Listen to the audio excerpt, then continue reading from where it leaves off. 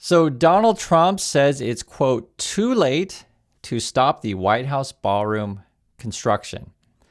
And I was looking at this story today as we go through the news of the day, and this represents everything that's happening in the Donald Trump administration, happening in the USA, and essentially why your life doesn't improve. Now, what do I mean by that? Just think about this. Trump takes something existing in this situation, the White House, tears it down, leaves a big hole in the ground, and then gives you a bunch of promises that it's all going to be awesome, right? And think about this. Take something existing, tear down your healthcare, leave a big hole, and then give you a bunch of promises it's all going to be better. Or tear down your education, leave you a big hole, and then give you a bunch of promises telling you all going to be better. And you wonder why Trump has been bankrupt multiple times and, essentially checks in the mail, right? The same way they promise you you're all going to be rich from tariff checks, Doge checks, and I'm sure there's going to be a Patriot check promise coming soon. When in doubt, more promises in 2 weeks, right? But this represents a lot of things that are going on right now. If you look at Trump, then he says there's no practical, reasonable way to go back. It's too late, right? We've already dug that big hole in the ground, and I've got more promises for you guys. He then goes on the tweet, and it's like a really long tweet. If you want to read the whole thing, you can, but he's talking about structural steel, windows, doors, AC, heating equipment, marble, stone, precast concrete, bulletproof windows and glass, anti-drone roofing, and much more has been ordered, right? Oh, we're getting ready to order it, or we ordered it, and it's too late to turn back now. And if you ever visit a developing country, if you want to say Banana Republic, you can say those kind of things, but if you visit these kind of places, there's a lot of corruption. So essentially infrastructure is falling apart, unemployment, you have homeless people, and just a lot of problems. And then only people who benefit from the society is the people at the very top, like your Trumps and your Musk. And that's essentially where the USA is right now. And then you get these kind of stories, which isn't really headline news, even though it's really important. At least 18 dead after winter storm snarls travel brings severe ice, heaviest snow in years. Like this kind of stuff, just basic care of your people, right, is failing in USA. You guys probably know this, but I want to bring this to your attention because I know there's any number of things that we could talk about, what's going on in Minnesota, which I've already spent several videos on, but I do want to talk about this. I think it matters. Like just your basic infrastructure to make sure people are safe. What's also happening, this is from the White House, they're tweeting out with the Department of Energy. The Department of Energy has issued several emergency orders to mitigate blackouts and deploy backup generation resources where needed as Winter Storm Fern impacts communities across the country. And this is important too to understand because in a developed country, right, a functioning country, you want to have emergency systems in place, you want to have infrastructure in place to make sure people are okay, and you want to have like preventive strategies. The way the White House does things, it's all reactive. And you have to remember, like when Musk first came in, their whole goal was to fire as many federal workers as possible and basically replace you all with AI. And this is then what we have. So again, the Trump strategy is all reactive opposed to preventive and like better planning. They don't really have any plan at all. They just build me a ballroom. Duffy then says, America at its finest, our linemen are working overtime to restore power. Our truck drivers are helping restock grocery stores. Our salt spreader and snowplow crews are keeping our roads safe. And again, this is all reactive kind of stuff. And my point of view on these things is have people in place who have experience, who have the education, who have the training to put preventive policies in place. Because you can't stop every single natural disaster or these kind of things, but you can be preventive in it so the damage isn't quite as bad. And you have systems in place which they want to tear down and then replace it with a bunch of promises. That's basically what they want to do. And let me give you guys some examples of that. So today, this is actually interesting news. U.S. Treasury, this is from Scott Besson and the boys, U.S. Treasury cancels contracts with Booz Allen over tax return leaks. And I first saw this and it mentioned Trump's taxes. I'm like, oh, is this something new? No, this is actually an old story. They're complaining about an employee that leaks some of Trump's tax returns, Musk and other wealthy individuals. And now they're canceling contracts with Booz Allen. But I think this represents how they want to cancel as many contracts as they can, then award it to Musk and others. Like they're shifting money around here is what's going on. So let me read a little bit of it. It says, the U.S. Department Treasury said it was canceling its contracts with consulting firm Booz Allen as punishment for leaking President Donald Trump's tax returns and confidential filings of thousands of other wealthy individuals. And this is says booz out employee during the first Trump presidency, right? Leaked this stuff. So this is like an old story, but now we're canceling contracts. It's millions of dollars, of course, and this relates to what else is happening today as they want to replace you all with AI. Look at this. Government by AI. Trump administration plans to write regulations using artificial intelligence. And then the quote here is, "We don't need the perfect rule. We want good enough." That's literally their quote. It's so ridiculous. And the thing that's so frustrating about this stuff, to me, when you go through stuff, it should be obvious what's happening, but a lot of the MAGA people, I'll just be frank, you guys get blinded by racism, essentially what it is. Because the Trump people say, okay, all these illegals are taking your jobs, be it at the farm, be it as a gardener, as a roofer, whatever, right? Be really angry about that. And then they don't ever really mention this kind of stuff, to where the Trump people are also trying to replace you, take your job with AI, right? Because this is just a reality. Like, many jobs have lost to automation, right? Being in factories or otherwise. The Trump people always try to frame it in the sense of like, oh, it's all these illegals or whatever, or undocumented workers, however you want to say it. But I think this stuff really matters, and this represents, as I told you guys before, say with the White House ballroom thing, Trump's whole thing is tear everything down, then reallocate the money. Money disappears. Elon Musk tries to get whatever said contracts, and they're going to replace whatever they tear down with a bunch of promises that may or may not work. For example, this is what it says.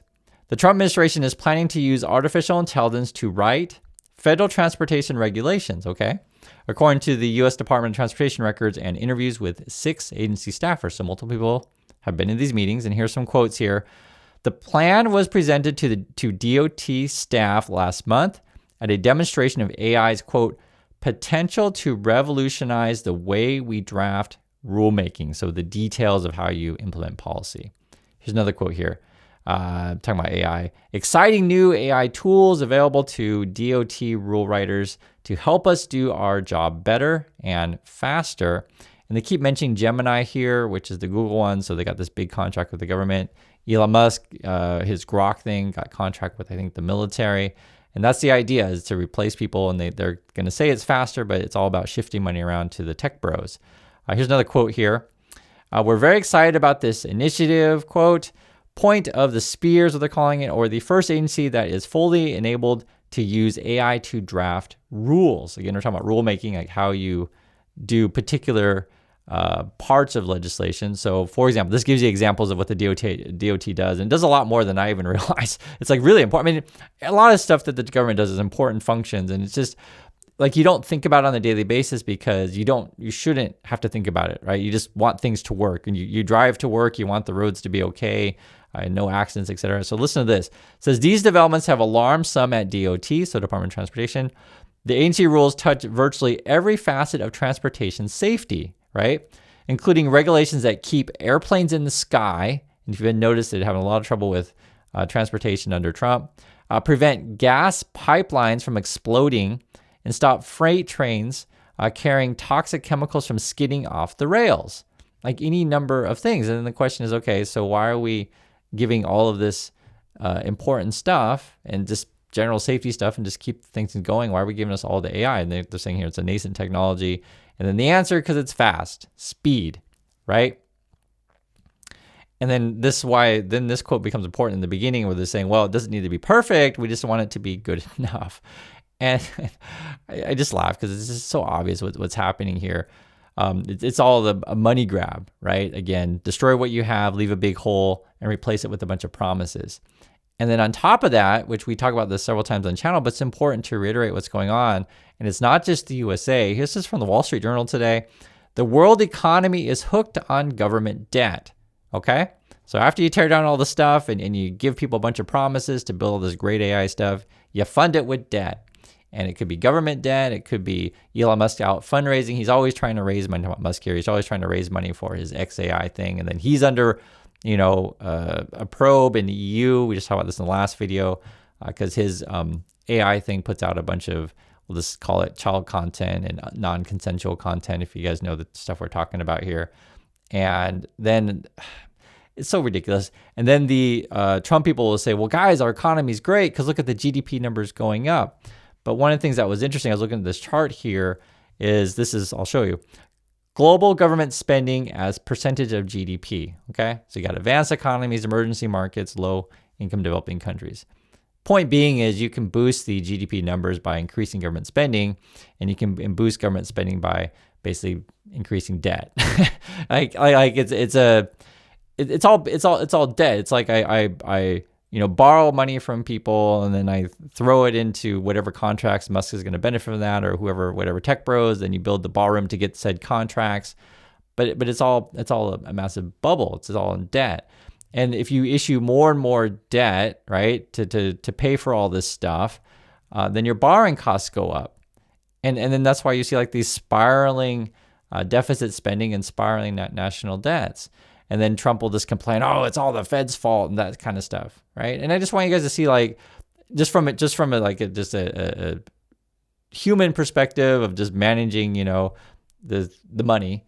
Don't spend too much. Don't spend more than you're taking in, and then don't also increase the cost of said spend by borrowing all said things to do this. Like it just keeps piling up.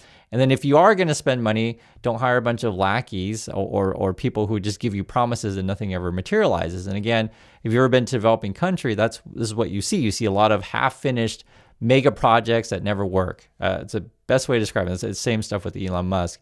And then regular people are off to fend for themselves, because if you really want to improve the country, you invest in the people, you invest in the infrastructure, and also you invest in a system that moves people forward, right? I want people in place, say, for example, if we're tracking the weather or any sort of natural disasters, just talking about FEMA, just for example, I want competent people in place to manage said agencies, but Trump only hires people that he thinks look good on TV.